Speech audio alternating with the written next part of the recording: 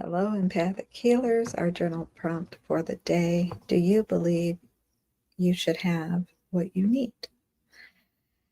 I like to throw in a trick question every now and again. Wouldn't think it's tricky, but hang in here with me. So welcome to our self-care challenge. In this video, I will guide you along the journaling process to check in with yourself to increase your self-awareness, assess your energy, and align with the source of unconditional love. So again, welcome to the self-love movement. It is my deepest belief if we all loved ourselves enough, suicide wouldn't be a thing. So again, my name is Robin Knott. I teach energy healing methods with a strong focus on self-care, self-worth, and self-love in order to break old programs of codependency, empowering you to be your authentic self, which from what I've been gathering throughout the years is one indicator that actually leads towards suicide. So self-care, self-worth, and self-love. Let's get on it. So grab your journals if you don't have it already. Got mine handy right here. Come journal with me. So how we do this process again, we write it out, right? Get our mindset ready. We're ready to journal. We got our energy healing lifestyle journal is what I like to call it, because healing is a lifestyle. Everything is energy. Having that perspective has really helped me in the healing process, kind of detach from the ego human wanting to do all the blame, shame, and guilt stuff, being able to observe. So increasing that self-awareness just so we can observe and be aware to see if there's something we want to change, right? Not to beat ourselves up with the blame, shame, and guilt, which is part of that assessment process, right? Is this in alignment with the source of unconditional love? No? Okay, so what's something we can do to change it? If it is, fantastic, celebrate that, right? Grasp it. So I got on a tangent again. Get your pen and paper, write out the question. So the journal prompt for today is, do you believe you should have what you need? And of course, if you like me, the first original response in my head that was like, yeah, of course you do, right? That is my belief. So then I was checking with myself, doing part of that assessment process to see then, do I live by that? Do I walk that talk? Do my actions support that belief? Not always, right? So a couple of things I was looking at were, one is needs versus wants. So I don't think you could hear that, but the wind must have picked up. So just a quick recap. Needs are things that people require to survive, right? I know sometimes we can think like, oh my gosh, I just have to have it. Like the desire is there. It's so deep. I have to have it. And we really don't. Things that we have to survive. So things like water and food and clothing and shelter, those would be considered needs, right? If a human body does not have those things, obviously we won't function well and we won't survive. So typically beyond that would be a want, right? However, then we have Maslow's hierarchy of needs. Are you familiar with that? So as I was looking at that again, I was like, okay, there's a lot more involved than just what I mentioned: food, water, shelter. And my question was, so thank you, Rebecca, for commenting on my post, that the wants versus needs. But then I just kind of shared the tidbit where my head was going, and my example was food, because this is a thing that comes up often. We need food to survive, but let's talk about what kind of food is out there and what's available and what has a longer shelf life. It doesn't cost as much money, right? The processed food, it's in a box, it's in a can, and it's really not healthy for you. So technically, we survive, right? We can eat this stuff for a long period of time, and the human body tends to tolerate it pretty well, and we stay alive. So does that mean our need is met? Or do we then include healthier foods that have a shorter shelf life, maybe, depending on what it is, right? Because I don't know, I picked some sweet potatoes out of my garden last year and they lasted like a whole winter. It was amazing. Organic. I didn't use chemicals on them. It was great. But still, if you are able to garden, right? If you're able to buy organic foods, if you're it costs more money. So then as you're determining your wants versus needs, do you incorporate that? Is it your deep-seated, rooted, right? Because we're talking about root chakra energy. Is it your deep-seated, rooted belief that you deserve, that we deserve healthy food or just food, right? Just enough to skimp by or enough to maintain a healthy lifestyle? So there was that. Just kind of digging in there a little bit because, that's what I like to do in these journaling processes. Another was, we could say the same about water too, right? So next one up in Maslow's hierarchy of needs, safety. So shelter, employment, health.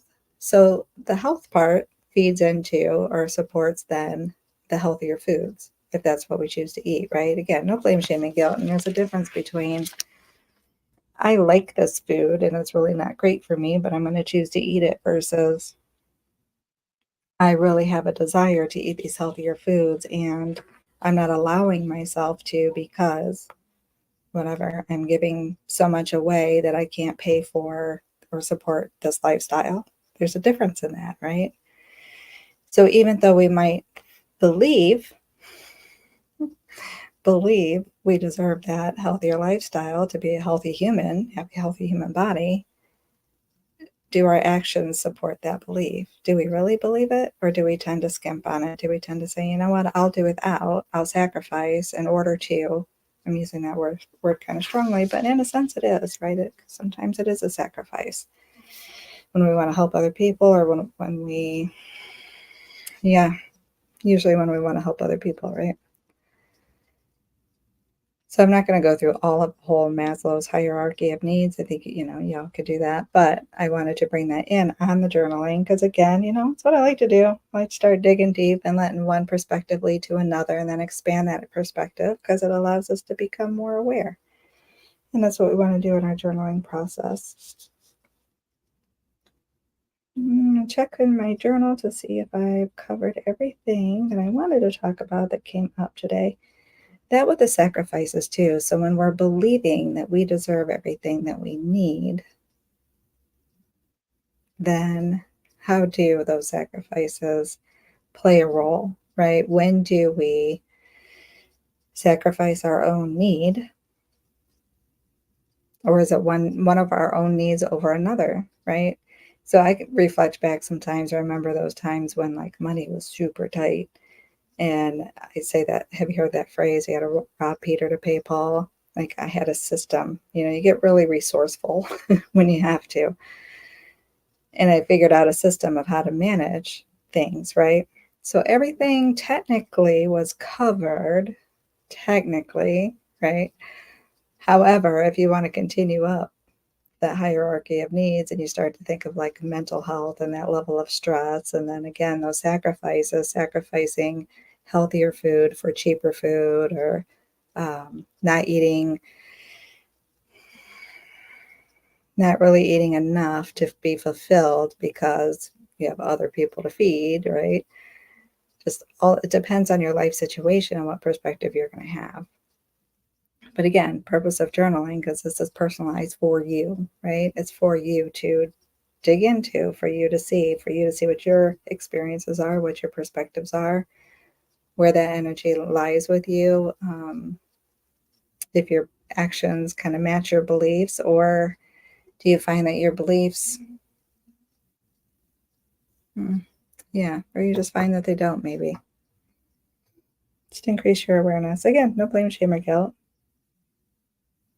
Checking again, and that mind, body, and soul. So as I was writing, and the needs versus wants, and the sacrifices and the values, and the sacrifices between mind, body, and soul. So first thing we talked about is the physical.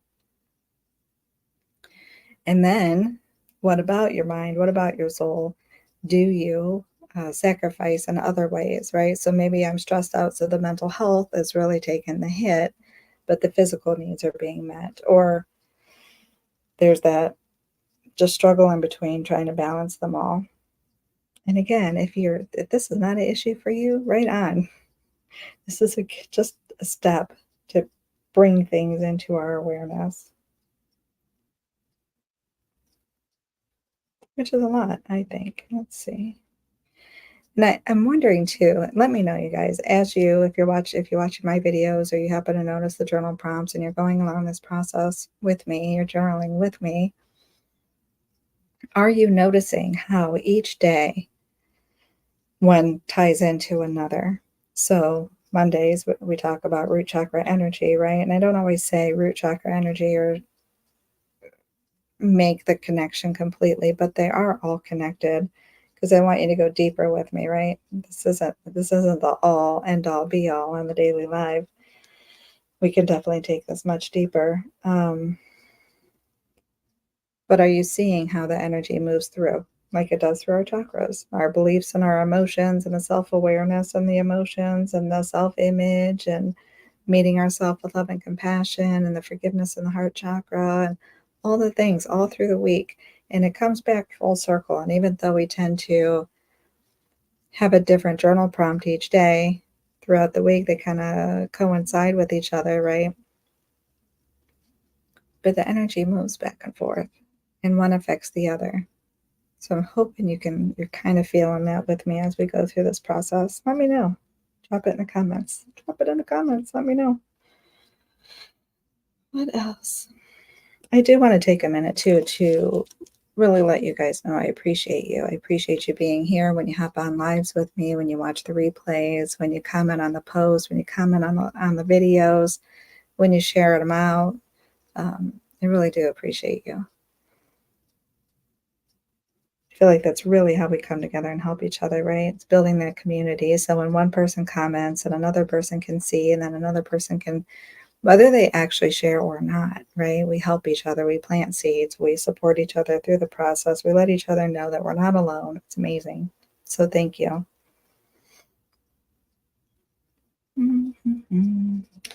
I think that pretty much does it. So what I'm leading to with this, in addition to the wants versus needs, right? Boundaries.